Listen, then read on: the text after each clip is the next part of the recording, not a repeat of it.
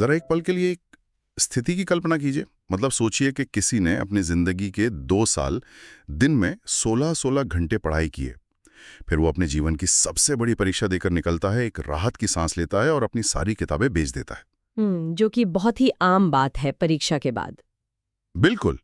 और उसके तुरंत बाद वो इंसान एक बड़ी लिगामेंट सर्जरी के लिए अस्पताल में भर्ती हो जाता है। उसे लगता है कि चलो अब पढ़ाई का संघर्ष खत्म हो गया, लेकिन फिर एनेस्थीसिया का असर खत्म होता है, वो होश में आता है और उसे पता चलता है कि वो पूरी परीक्षा जिसके लिए उसने अपना सब कुछ दांव पर लगा दिया था, वो एक बहुत बड़ा घोटाला था। ओ, ये तो किसी बुरे सपने जैसा है ना? और सबसे डरावनी बात सुनिए, ये घोटाला किसी भारी हैकर ने नहीं किया था, ये उन लोगों ने किया था जिन्हें इस परीक्षा को सुरक्षित रखने की जिम्मेदारी दी गई थी। ये किसी सस्पेंस थ्रिलर फिल्म की कहानी लग सकती है, लेकिन दुर्भाग्य से ये 2026 की नीट यूजी परीक्षा की कड़वी सच्चाई है। बिल्कुल। एक ऐसी सच्चाई जिसने रातों रात लगभग 22 लाख से ज्यादा मेडिकल उम्मीदवारों की जिंदगी को एक भयानक अनिश्चितता में ढकेल दिया है। और आज के हमारे इस गहन विश्लेषण का विषय भी यही है।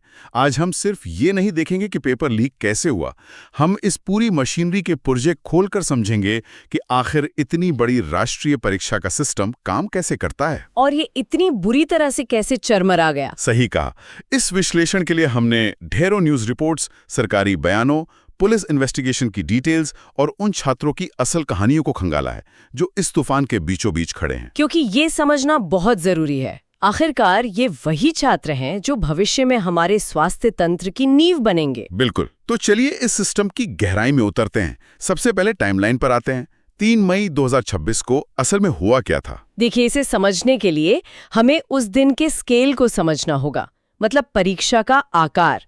3 मई को 22,05,000 छात्रों ने भारत के 511 शहरों और 22 लाख, बाप रे। हाँ, और 14 विदेशी शहरों में भी ये परीक्षा दी। कुल 5,432 परीक्षा केंद्र थे और ये कोई ऑनलाइन टेस्ट नहीं था, ये एक OMR शीट आधारित पेन और पेपर परीक्षा थी। मतलब सबको फिजिकल कागज दिया गया। बिल्कुल। अब सोचिए, जब आप 22 लाख कागजी प्रश्न पत्रों को पूरे देश में ट्रांसपोर्ट करते हैं तो वो कोई आम डिलीवरी नहीं होती।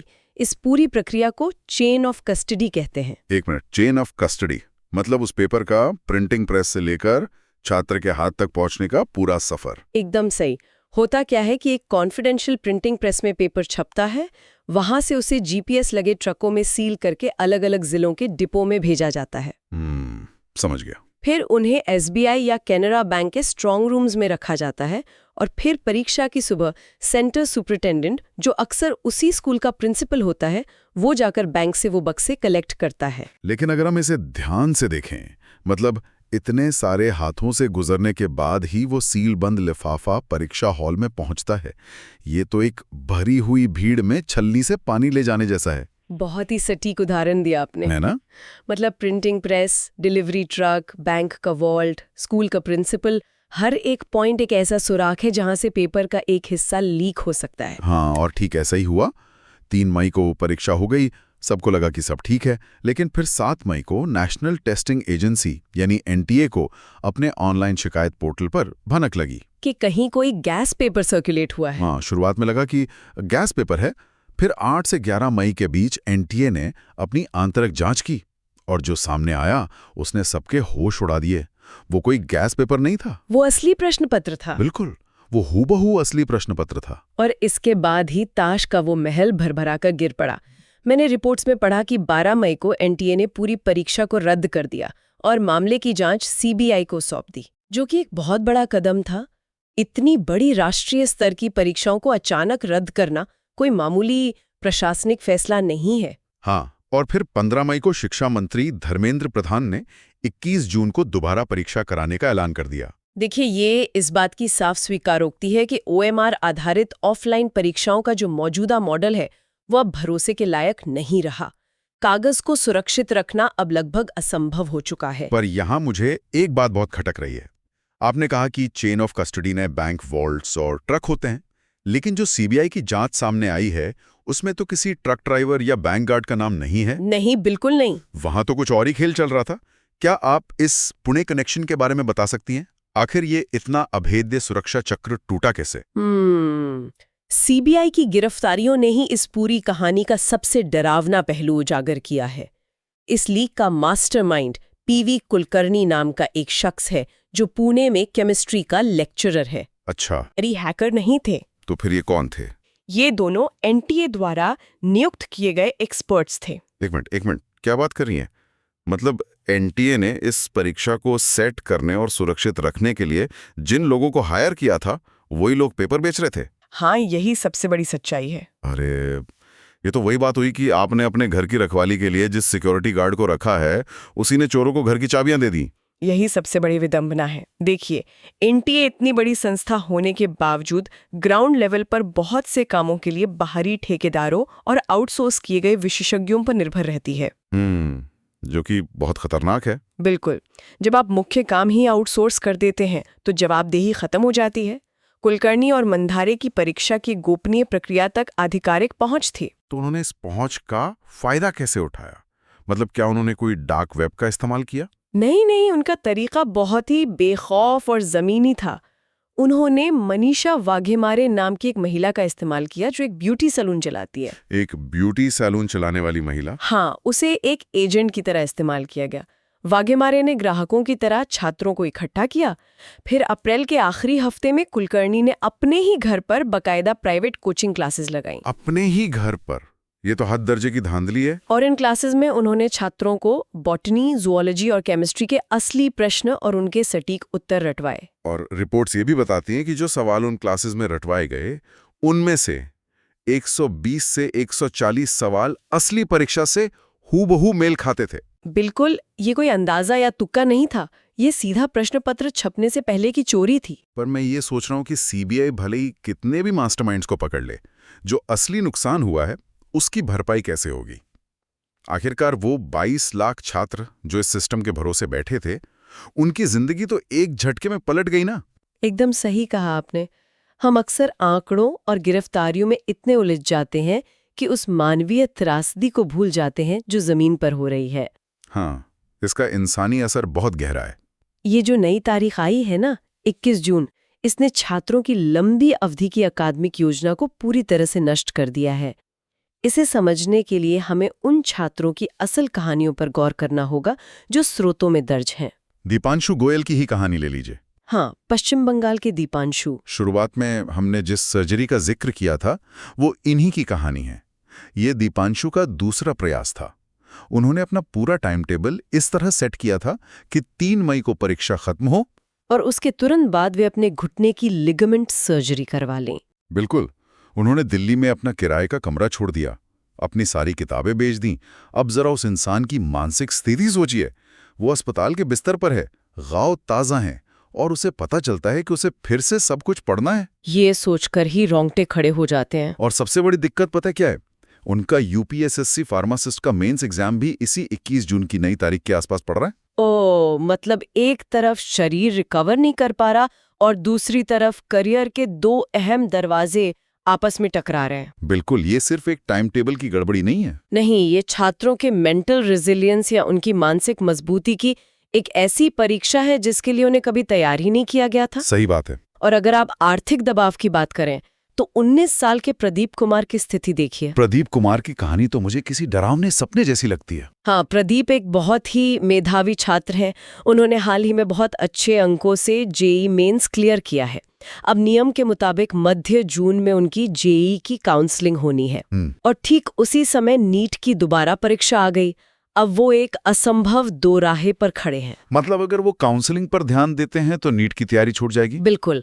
और अगर वो नीट के लिए दिन रात एक करते हैं तो उन्हें डर है कि उनकी जेईई की 35,000 रुपए की सीट एक्सेप्टेंस फीस डूब सकती है। और एक मध्यम वर्गीय परिवार के लिए 35,000 रुपए का जुआ खेलना कोई छोटी बात नहीं है। एकदम नहीं, ये बहुत बड़ी रकम है। ये सिस्टम की वो विफलता है जो छात्रों को उनके ही खिलाफ खड़ा कर देती है। आप या तो इंजीनियर बन सकते हैं या डॉक्टर, लेकिन सिस्टम आपको दोनों विकल्पों में से किसी एक को चुनने का सही मौका ही नहीं दे रहा है। सही कहा। और कश्मीर की रिया जावेद की कहानी भी कुछ कम परेशान करने वाली नहीं है। हाँ, रिया की कहानी में सामाजिक और पारिवारिक दबाव का एक अलग ही पहलू सामने आता है। रिया के परिवार वाले उसकी शादी करना चाहते हैं, जो कि हमारे समाज में बहुत आम बात है। हाँ, बहुत मिन्नतों और झगड़ों के बाद परिवार ने उसे दिल्ली में अपनी चचेरी बहन के पास रहकर तैयारी करने के लिए सिर्फ 1 महीने का समय दिया था। सिर्फ 1 महीना? हाँ, और उस 1 महीने में उसने अपनी पूरी जान लगा दी। अब परीक्षा रद्द होने के बाद वो वापस उसी सामाजिक चक्रव्यूह में फंस गई है। उसे डर है कि शायद उसका परिवार अब उसे दोबारा परीक्षा देने की अनुमति ही ना दे। मतलब एक परीक्षा का रद्द होना किसी के लिए महज एक अखबार की हेडलाइन हो सकती है, लेकिन रिया के लिए ये उसके आजाद भविष्य के दरवाजे बंद होने जैसा है। बिल्कुल। और जब हम मानसिक दबाव की बात करते हैं तो हम लखीमपुर खीरी के ऋतिक मिश्रा की त्रासदी को नजरअंदाज नहीं कर सकते। हाँ, ऋतिक की घटना सबसे ज्यादा हृदय विदारक है। ये उनका तीसरा प्रयास था। स्रोतों के अनुसार उनके पिता का कहना है कि ऋतिक इस बार परीक्षा पास करने को लेकर बहुत आश्वस्त था। उसने बहुत अच्छी तैयारी की थी। लेकिन जैसे ही परीक्षा रद्द हुई, हाँ, जैसे ही ये पूरा भ्रष्टाचार का मामला सामने आया, उस भारी मानसिक तनाव ने उसे तोड़ दिया और उसने आत्महत्या कर ली। ये कोई साधारण खबर नहीं है। ये दिखाता है कि एक पारदर्शी परीक्षा प्रणाली सिर्फ एक नियम या कानून का हिस्सा नहीं है। बिल्कुल नहीं। ये सीधे तौर पर इन युवाओं के जीवन और मृत्यु से जुड़ा मुद्दा है। जब एक छात्र को लगता है कि उसकी मेहनत का फैसला उसकी काबिलियत से नहीं बल्कि किसी मास्टरमाइंड की कोचिंग क्लास में तय हो रहा है, तो उसका पूरा मानसिक संतुलन बिखर जाता है। और जब इतने बड़े पैमाने पर छात्रों का भविष्य और जीवन दांव पर लगा हो, तो जाहिर है कि देश में एक राजनीतिक और व्यवस्थागत भूचाल आना तय है। हाँ, और यहाँ ये स्पष्ट करना बहुत जरूरी है कि हमारा मकसद इस मामले में किसी राजनीतिक दल का पक्ष लेना बिल्कुल नहीं है। हम सिर्फ ये देख रहे हैं कि मूल स्रोतों में किस तरह की संस्थागत बदलाव की मांगें उठ रही हैं और राजनीतिक गलियारों में इस संकट को कैसे देखा जा रहा है। बिल्कुल। तो अगर हम राजनीतिक परिदृश्य पर गौर करें तो विपक्षी नेताओं ने एक बहुत ही आक्रामक रुख अपनाया है। कांग्रेस के वरिष्ठ नेताओं ने सीधे तौर पर शिक्षा मंत्री के इस्तीफे की मांग की है। हाँ, और उन्होंने एक बहुत बड़ा आरोप लगाया है कि ये पूरी परीक्षा प्रणाली अब एक पैसे बनाने का रैकेट बन चुकी है। सही कहा। और जो आंकड़े विपक्ष ने पेश किए हैं वो चौंकाने वाले हैं। उनका दावा है कि पिछले कुछ सालों में अलग अलग स्तरों पर 90 से अधिक पेपर लीक हुए हैं। 90 पेपर लीक? हाँ, जिसका सीधा असर देश भर के 9 करोड़ छात्रों पर पड़ा है। ये आंकड़ा इस समस्या के स्केल को दिखाता है कि ये कोई एक आइसोलेटेड या अकेली घटना नहीं है। दूसरी तरफ सरकार का भी अपना एक स्पष्ट पक्ष है। शिक्षा मंत्री ने एनटीए का बचाव करते हुए कहा है कि परीक्षा रद्द करने का फैसला रातों रात और बिना सोचे समझे नहीं लिया गया। उनका तर्क है कि ये फैसला उन लाखों मेधावी छात्रों के हित में है जिन्होंने ईमानदारी से पढ़ाई की है। बिल्कुल। सरकार का मानना है कि किसी भी गलत व्यक्ति को भ्रष्टाचार के रास्ते मेडिकल सीट हथियाने नहीं दी जा सकती। और इस डैमेज कंट्रोल के लिए सरकार ने कुछ कदम भी उठाए हैं। जैसे 21 जून की दोबारा परीक्षा के लिए छात्रों से कोई फीस नहीं ली जा रही है। ये एक अच्छा कदम है। हाँ, और उन्हें अपनी सुविधानुसार परीक्षा शहर को दोबारा चुनने का विकल्प दिया गया है। इसके अलावा एक छोटी लेकिन अहम प्रक्रिया भी बदली गई है। परीक्षा के दिन अटेंडेंस और अन्य औपचारिकताओं के लिए 15 मिनट का अतिरिक्त समय दिया जाएगा, ताकि किसी भी छात्र का पेपर हल करने का असली समय बर्बाद न हो। लेकिन देखिए, ये मामला सिर्फ राजनीतिक बयानबाजी तक सीमित नहीं रहा। हाँ, ये सुप्रीम कोर्ट तक पहुंच चुका है। बिल्कुल। यूनाइटेड डॉक्टर्स फ्रंट नाम के एक संगठन ने देश की सर्वोच्च अदालत में एक बहुत ही दिलचस्प और महत्वपूर्ण याचिका दायर की है। उनकी मांग ये नहीं है कि सिर्फ इस परीक्षा की जांच हो। तो वो क्या चाहते हैं? वे पूरी संस्था के ढांचे को बदलने की मांग कर रहे हैं। ये बहुत अहम पॉइंट है। मैंने पढ़ा कि वे चाहते हैं कि एनटीए को एक सोसाइटी का दर्जे से हटाकर एक वैधानिक निकाय यानी स्टैट्यूटरी बॉडी बनाया जाए। हाँ, यही उनकी मुख्य मांग है। अब एक आम इंसान के नजरिए से इन दोनों में आखिर फर्क क्या है? मतलब सोसाइटी भी तो काम कर ही रही है ना? ओह, इन दोनों में जमीन आसमान का फर्क है। वर्तमान में एनटीए शिक्षा मंत्रालय के तहत एक सोसाइटी के रूप में पंजीकृत है। ठीक है। एक सोसाइटी के काम करने का तरीका काफी लचीला होता है, लेकिन उस पर निगरानी का स्तर उतना कड़ा नहीं होता। लेकिन जब कोई संस्था एक वैधानिक निकाय बन जाती है तो उसे बाकायदा संसद में एक कानून पास करके बनाया जाता है। अच्छा, मतलब उसकी ताकत और जिम्मेदारी दोनों बढ़ जाती हैं। बिल्कुल। वैधानिक निकाय बनने के बाद संस्था सीधे देश की संसद के प्रति जवाबदेह हो जाती है। इसका मतलब है कि उसके हर वित्तीय लेनदेन, हर टेंडर, हर आउटसोर्सिंग का सीएजी यानी नियंत्रक एवं महालेखा परीक्षक द्वारा कड़ा ऑडिट किया जा सकेगा। ये तो बहुत बड़ा बदलाव होगा। हाँ, यूनाइटेड डॉक्टर्स फ्रंट का सीधा सा तर्क है कि जब तक इस तरह की कानूनी जवाबदेही तय नहीं होगी, जब तक फाइनेंशियल पारदर्शिता नहीं आएगी, तब तक सिर्फ जांच कमेटियां बनाने से पेपर लीक का ये कैंसर खत्म नहीं होगा। तो ये तो हुई कानूनी मोर्चे की बात। अब सबसे बड़ा सवाल ये खड़ा होता है कि भविष्य का क्या? जो छात्र अगले साल मेडिकल की तैयारी कर रहे हैं, क्या उनके लिए भी यही OMR शीट और ट्रको वाला सिस्टम चलेगा? नहीं, व्यवस्था इस संकट से सबक लेते हुए कुछ बड़े बदलाव करने जा रही है। क्या बदलाव? सरकार ने के राधाकृष्णन समिति की सिफारिशों पर तेजी से काम करना शुरू कर दिया है और सबसे बड़ा बदलाव ये है कि 2027 से नीट परीक्षा अब OMR आधारित नहीं रहेगी। अच्छा। इसे पूरी तरह से कंप्यूटर बेस्ड टेस्ट यानी CBT मोड में बदल दिया जाएगा। CBT मोड मतलब अब 22 लाख छात्रों को पेन और कागज नहीं बल्कि कंप्यूटर स्क्रीन्स पर परीक्षा देनी होगी। हाँ, और इसके साथ ही परीक्षा केंद्रों पर सख्त बायोमेट्रिक वेरिफिकेशन और प्रश्न पत्रों की एन्क्रिप्टेड डिजिटल डिलीवरी होगी। डिजिटल डिलीवरी का मतलब है कि कोई फिजिकल कागज किसी ट्रक या बैंक वॉल्ट में नहीं जाएगा। एकदम सही। पेपर सीधे एक सुरक्षित सर्वर से कुछ मिनट पहले सेंटर के कंप्यूटर पर डिक्रिप्ट होगा। ठीक है, ये सुनने में बहुत ही हाई टेक और आधुनिक लगता है, जैसे हमने उस छलनी की जगह एक मजबूत स्टील का पाइप लगा दिया हो। हाँ, कह सकते हैं। लेकिन मुझे यहाँ एक बात खटक रही है। चलिए, हमने कागज को कंप्यूटर से बदल दिया, लेकिन अगर उस कंप्यूटर सिस्टम के सर्वर रूम में बैठा आखिरी आदमी वही पुणे का PV कुलकर्णी हुआ तो? ये एक बहुत ही वैलिड पॉइंट है। मेरा मतलब है कि क्या महज तकनीक बदल देने से इंसानी नीयत में मौजूद भ्रष्टाचार को रोका जा सकता है? ये भी ऐसा हुआ कि आपने घर के दरवाजे पर एक बड़ा सा डिजिटल लॉक लगा दिया, लेकिन उस लॉक का मास्टर पासवर्ड उसी चोर को दे दिया जो पहले ताले तोड़ता था। ये एक बहुत ही जबरदस्त और कड़वा सवाल है, और इसका जवाब यही है कि तकनीक कभी भी अपने आप में कोई संपूर्ण समाधान नहीं होती। बिल्कुल। CBT एक बेहतर टूल जरूर है, ये रास्ते की कई कमियों को दूर कर देगा, लेकिन जब तक परीक्षा आयोजित करने वाली संस्था के मूल प्रशासनिक ढांचे में सुधार नहीं होगा, जब तक ठेके पर रखे जाने वाले एक्सपर्ट्स की कड़ी बैकग्राउंड चेकिंग नहीं होगी, हाँ, तब तक ये खतरा किसी न किसी रूप में बना रहेगा। आपको तकनीक के साथ साथ संस्थागत ईमानदारी की भी जरूरत है। तो अगर हम इस पूरे विश्लेषण को समेटें, तो आज हमने देखा कि कैसे 22 लाख छात्रों की महत्वाकांक्षाओं का बोझ उठाने वाला ये सिस्टम अपने ही वजन से ढह गया। बिल्कुल। हमने OMR शीट्स के उस नाजुक सफर को समझा जहां हर कदम पर चोरी का अंदेशा था।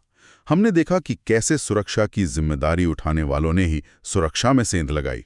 और हमने ये भी महसूस किया कि इस पूरे घटनाक्रम में दीपांशु, प्रदीप, रिया और ऋतिक जैसे हजारों छात्रों को किस तरह के शारीरिक, आर्थिक और गहरे मानसिक आघात से गुजरना पड़ा है। हाँ, हमने संस्थागत जवाबदेही को लेकर उठ रही मांगों और भविष्य में कंप्यूटर बेस्ड परीक्षाओं की तरफ बढ़ते कदमों का भी विश्लेषण किया। ये एक ऐसा मुद्दा है जिसने न सिर्फ शिक्षा व्यवस्था पर बल्कि देश के भविष्य के स्वास्थ्य तंत्र पर एक बहुत बड़ा सवालिया निशान खड़ा कर दिया है। लेकिन जाते जाते एक बहुत ही बुनियादी सवाल है जिस पर गहराई से सोचने की जरूरत है। वो क्या? आज हमने अपना सारा ध्यान इस बात पर लगाया कि इस परीक्षा को ज्यादा सुरक्षित कैसे बनाया जाए। CBT मोड ले आएं, CAG ऑडिट करवा लें, बायोमेट्रिक लगा लें। लेकिन क्या हम असल बीमारी को छोड़कर सिर्फ लक्षणों का इलाज नहीं कर रहे हैं? मतलब आप सिस्टम के डिजाइन की बात कर रहे हैं? बिल्कुल। क्या पूरी देश के 22 लाख छात्रों के लिए एक ही दिन, एक ही समय पर होने वाली ये विशालकाय मेगा एग्जाम की अवधारणा ही गलत नहीं है? ये सोचने वाली बात है। जरा सोचिए, जब आप पूरे देश के मेडिकल भविष्य को एक ही दिन, एक ही परीक्षा के धागे से बांध देते हैं, जिसे वन नेशन वन एग्जाम कहा जाता है, तो आप अनजाने में ही एक सिंगल पॉइंट ऑफ फेलियर बना देते हैं। सही बात है। क्या इतनी बड़ी केंद्रीकृत व्यवस्था कभी भी 100% सुरक्षित और भ्रष्टाचार मुक्त हो सकती है? यही तो।